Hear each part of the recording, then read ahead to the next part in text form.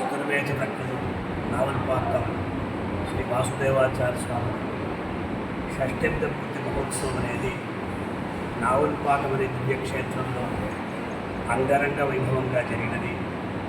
2 రోజుల పాటు దాదాపు 100 మంది వేద పండితులతో ఈ మహోత్సవం అనేది నిర్వహించబడినది.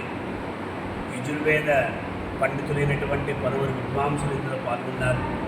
అదే ప్రకారం ఈనాడు మనకు అందరికీ కూడా సుపరిచితులైనటువంటి శ్రీమాన్ వాసుదేవన్ గారు మనం అందరూ దర్శించుకుంటున్నాం. వారి యొక్క అద్భుతమైనటువంటి ప్రవచనాలు మనం వింటూనే ఉన్నాం.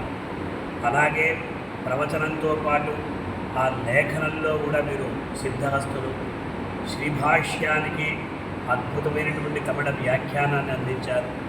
అదే ప్రకారం వేదాంత దేశముల వారి యొక్క ఆ సహస్రనామానికి కూడా ఎంతో వైభవోపేతమైనటువంటి మీరు వ్యాఖ్యానాన్ని అందించారు.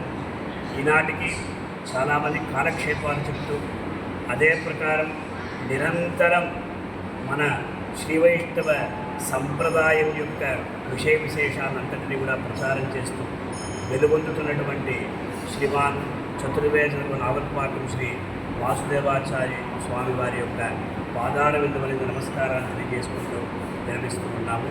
ప్రతి ఒక్కరూ కూడా వారిని దర్శించుకోండి. వారి యొక్క అద్భుతమైనటువంటి ప్రవచనాలు మనం కూడా వింటాం. అదే ప్రకారం వారు రచించినటువంటి ఆ వ్యాసాలని అదే ప్రకారంగా వ్యాఖ్యానాన్ని అంతటినీ కూడా మనం అందరం కూడా చదివి మన యొక్క రామానుజ సిద్ధాంతాన్ని మరియు వేదాంత దేశకుల వారి యొక్క సిద్ధాంతాన్ని అంతటిని కూడా తెలియజేసే మనం అందరం కూడా తెలుసుకుంటూ శ్రీమన్నారాయణుని యొక్క దివ్యమైనటువంటి కృపా కటాక్షములకి పాత్రలవుతాం. ఓం నమో వెంకటేశాయ.